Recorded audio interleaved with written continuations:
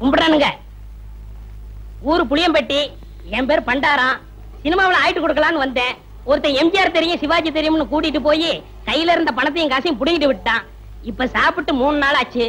கொஞ்சம் பணம் கொடுத்தா எங்க ஆட்சி டவுன பக்கம் வரும், கொடுத்து அனுப்புறேன். ஊர்ல அப்பனும் ஆத்தாளும் என்ன பண்றாங்க? உழவுதாங்க தொழில். கூட பிறந்தவங்க எத்தனை பேரு? 3 ஆம்பளைங்க 3 பொம்பளைங்க. அது நான் தாங்க மூத்தவன். ஏயா ஏர் ஓட்டுற தொழிலை பார்க்காம சினிமாவுல என்ன ஆயிட்டு வேண்டி கிடக்கு? வீட்டுக்கு மூத்தவன்னு சொல்ற, கூட பிறந்த தங்கச்சிகளுக்கு கல்யாணம் பண்ணி வைக்கணுங்கிற பொறுப்பே இல்லையே. எல்லாம் தலை விதியா. அங்க இருந்து வந்துட்டானுங்க சினிமாவுல நடிக்க. பயா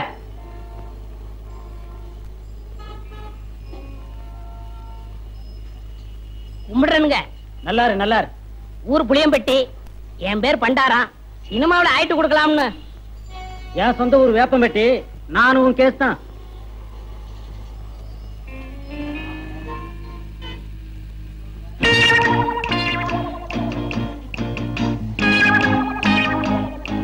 மிஸ்டர் புளியம்பட்டி, உங்களதான் சார்? நானா சார்? வாங்க நீ வாங்க. ஏய், சொந்த ஊரை விட்டுட்டு சினிமாவில் அடிக்கலாம்னு சொல்லி இப்படி எல்லாம் மெட்ராஸ் வந்திருக்கே, இதெல்லாம் தப்பு இல்லையா? ரொம்ப தப்புண்ணே. இந்த மெட்ராஸ்ல எல்லாரும் உனக்கு ஹெல்ப் பண்ணிடுவாங்க? யாரும் கிடைக்க மாட்டாங்கண்ணே. 1000த்துல ஒரு ஆள் தானே உங்களை போல கிடைப்பாங்க. சரி, உங்க ஊருக்கு எவ்வளவு சார்ஜ்? 30 ரூபா ஆகும்ண்ணே. வந்துட்டு வெறுங்கையோட எப்படி போறது? கூட ஒரு 20 ரூபா கொடுத்தா என் தம்பி நான் கட்சிக்கு ஏதாவது வாங்கிட்டு போவேன். அவங்களும் உங்க பேரை சொல்லட்டுமே. ஆமா, இப்படி அழுகு துணியோட போனீங்கன்னா ஊர்ல எல்லாரும் உன்னை கேவலமா பேச மாட்டாங்க? ரொம்ப கேவலமா பேசுவாங்கண்ணே. ஒரு புது துணி எடுத்து கொடுத்தா ரொம்ப விசேஷமா இருக்கும். அது சரி, எடுத்துக்கோ. ஆமா, நீ சாப்பிட்டியா? சாப்பிட்டு 3 நாள் ஆச்சுண்ணே. சரி, சாப்பிட்டு அதுக்கப்புறம் பூ துணி எடுத்துட்டு அப்புறமா ஊருக்கு போலாம். சைவமா அசைவமா? சைவம்னா பிடிக்காதுண்ணே, அசைவம்னா ரொம்ப பிடிக்கும். அதுல பிரியாணின்னா ஒரு புடி பண்ணேன். திருப்தியா பிரியாணி சாப்பிட்டே புறப்படும். வா.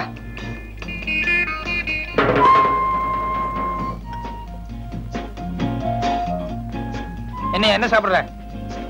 சூடா என்ன இருக்கு? அறை இருக்கு. ஏயா, நேத்துல இருந்து ஒண்ணுமே சாப்பிடல. ஒரே ஒரு இட்லி வாங்கி கொடுத்தா போதும். இப்ப சூடா கேக்குதோ? இல்ல, சாப்பிடுறோம். கொஞ்சம் சூடா சாப்பிட்டா நல்லா இருக்குமே. அதான் கொஞ்சம் இடம் கொடுத்தா போதுமே, தலைக்கு மேல ஏறிடுவீங்களே. என்னப்பா என்ன இருக்கு?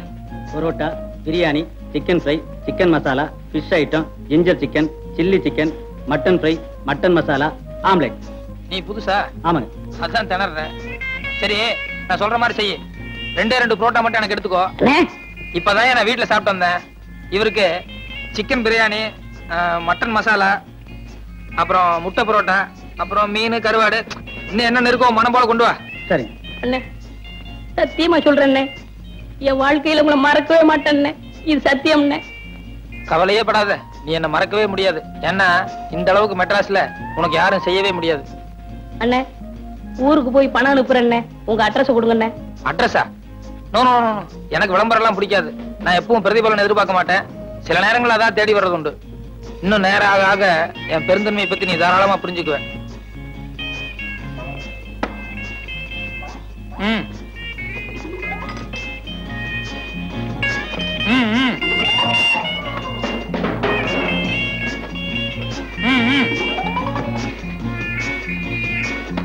அப்படி வச்சுக்கோ. வேற கீழே பெட்டி கடைக்கு போய் ஒரு பாக்கெட் ஃபில்டர் வில்ஸும் ஒரு தீப்பெட்டி வாங்கிட்டு வா. காசு சார்? யோ, கல்லால போய் காசு வாங்கிட்டு போய, எல்லாத்துக்கும் சேர்ந்தாப்புல பில் போட்டுக்கலாம். சரி சார். ஓ, என்ன ஆறிட போகுது, சாப்பிடலாமா? எல்லாம் உனக்கு தாயா, மனம் போல சாப்பிடு.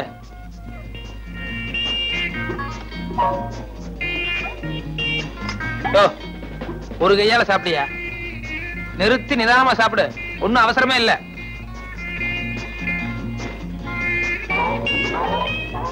சாப்பிடு சாப்பிடு.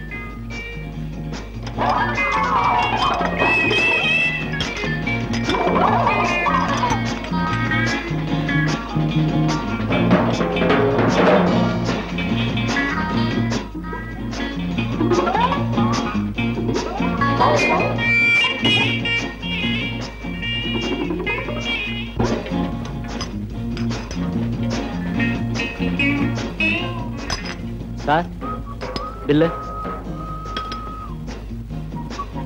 ஏயா, கொஞ்சமா மேன் அடிச்சிருக்கா? ஏசி ரூம்ல உட்கார்ந்து சாப்பிட்டு வரணும்ல. என் கூட வந்தவர் உள்ள சாப்பிட்டு இருக்காரு, கொஞ்சம் கூட டீசென்ட் எல்லாம் பில்லு கேக்குறியா? சாரி சார், நீங்க இங்க சாப்பிட்டீங்கன்னு நினைச்சிட்டேன். பரவாயில்ல. இதுக்கு தான் என் பிரஸ்டீஜ் தகுந்த மாதிரி பெரிய ஹோட்டலுக்கு போகணுங்கிறது. இந்த மாதிரி ஒன்றைய ஹோட்டலுக்கு வந்து இப்படிதான் இருக்கும். எக்ஸ்கியூஸ் மீ, நீங்க போங்க சார். இனிமே இப்படி பிகேவ் பண்ணாத. வாங்க வாங்க மெதுவா போ.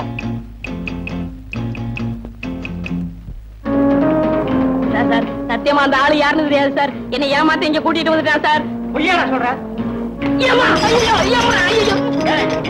60 ரூபாய் 20 பைசா பில் ஆகுது சார். தினம் இவனுக்கு ஒரு வேளை சாப்பாடு போட்டு ஒரு மாசத்துக்கு வேலை வாங்கணும். நீ சாப்பிட்டது கூட பெருசு இல்ல, உன் கூட வந்தானே தோஸ்து, அவன் என் ஹோட்டலை பார்த்து ஒன்றே ஹோட்டல் சொல்றான்.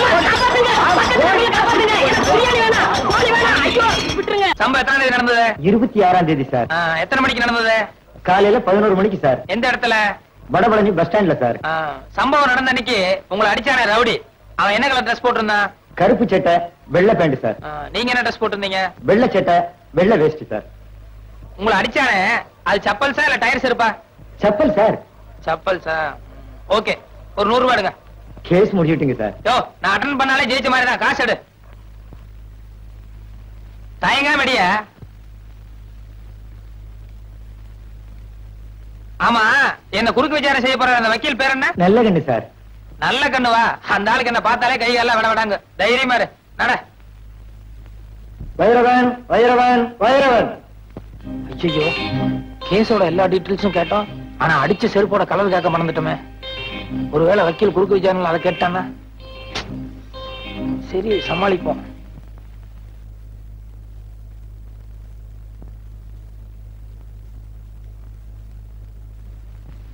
வலது கை வைங்க.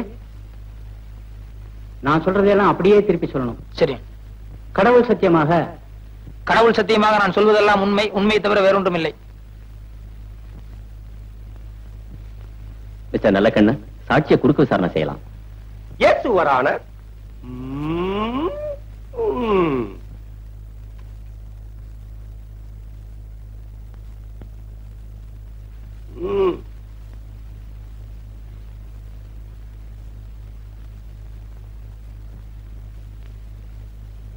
உமது பெயர் தானே பைரவன்? இல்ல சார்.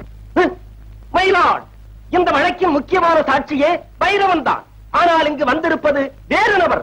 இதிலிருந்தே தெரிகிறது இவர் செட்டப் செய்யப்பட்ட பொய் சாட்சி என்று. என் பேரு பைரவன் இல்ல, வைரவன். Order order. யோ, அறிவு இருக்கா முண்டம்? ஏய்யா, ஒரு வேலை எடுத்தா பொறுப்பு பயபக்தி ஏதாவது இருக்கா? 30 வருஷம் ஆனாலும் முன்னுக்கு வரவே முடியாதியா? அப்பப்ப பாயிண்ட்கள் எடுத்துக்கூடியா? தடுமாறல்ல. Yes, proceed. மிஸ்டர் வைரவன், உமது தொழில்? வெளியூர்ல இருந்து யாராவது மெட்ராஸ்க்கு வந்தாங்கன்னா அவங்களுக்கு மெட்ராஸ் எல்லாம் சுத்தி காட்டுறது. ஓ, யூ மீன் டூரிஸ்ட் கைட்?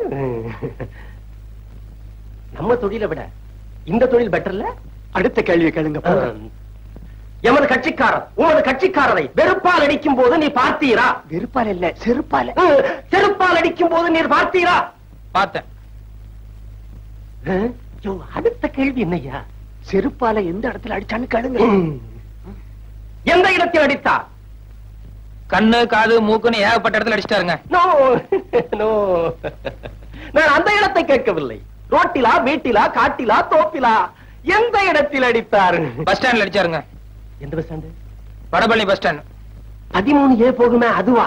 இல்ல சார், 12B போகும்போது அந்த பஸ் ஸ்டாண்டு. அறிவு கிட்ட முண்டம் ஆள மடக்கிறது மாதிரி ஒரு கேள்வி சொல்லியா?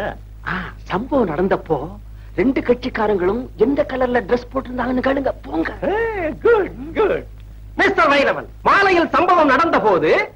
சார், சம்பவம் காலையில தான் நடந்தது. குட். சும்மா ஒரு டெஸ்டுக்காக கேட்டேன். காலையில் சம்பவம் நடந்த போது எமது கட்சிக்காரர் என்ன கலர் டிரஸ் போட்டிருந்தார்? வெள்ளை சட்டு வேஷ்டி. வெட்டியின் நிறம் என்ன? வேஷ்டினா வெள்ளை தானே சார். உமது கட்சிக்காரர் என்ன கலர் டிரஸ் போட்டிருந்தார்? கருப்பு சட்டு வெள்ளை பேண்ட். கூலிங் கிளாஸ் போட்டிருந்தாரா, பவர் கிளாஸா? ரெண்டுமே போட மாட்டார். வந்து போய் கேட்டு வாங்க. நீ எல்லாம் என் குமாஸ்தாவா இருக்க லாயக்கே இல்லையா? அவன் எதை கேட்டாலும் கரெக்டா சொல்லிடுறான். ஏதாவது ஒரு பாயிண்டா சொல்லியா? அடிச்ச செருப்பு என்ன கலர்னு கேளுங்க. ஆக மிஸ்டர் வைரவன், எமது கட்சிக்காரன் உமது கட்சிக்காரரை செருப்பால் அடிக்கும் போது நீ பார்த்திருக்கிறேன். ஆமாம். உண்மையாக உண்மையாக நிஜமாக நிஜமாக உறுதியாக உறுதியாக நிச்சயமாக நிச்சயமாக சத்தியமாக சத்தியமாக அப்படியான அடித்த சிறப்பு நிறம் என்ன?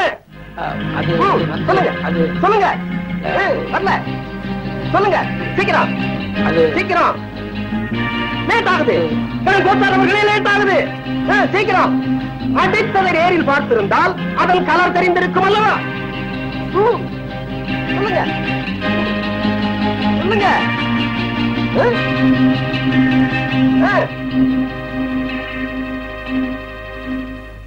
யுவர் ஆனர், வக்கீல் சார நான் கொஞ்சம் குறுக்கு விசாரணை செய்யணும். தயவு செய்து கோர்ட் இதை அனுமதிக்கணும்னு நான் உங்ககிட்ட பர்மிஷன் கேட்டுக்கிறேன். குறுக்கு விசாரணையா? என்னையா இது? கோர்ட்டுக்கே அவமானம்.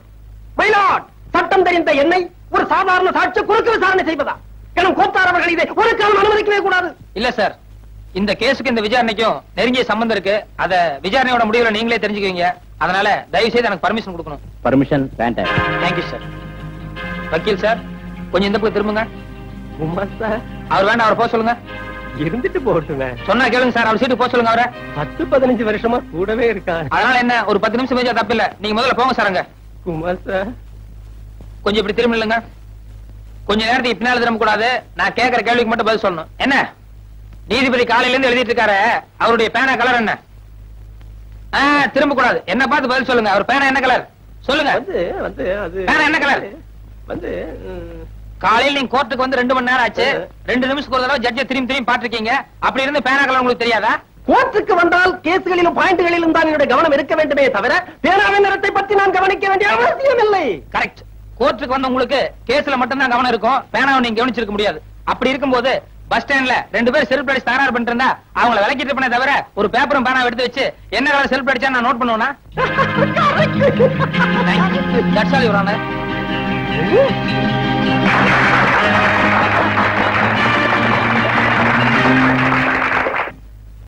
அவ்வளவுதான் காட்ட முடியும், அதுக்கு மேல காட்ட முடியாது. மத்த கம்பெனிகள் காட்டலாம், ஆனா எங்க கம்பெனி காட்டாது.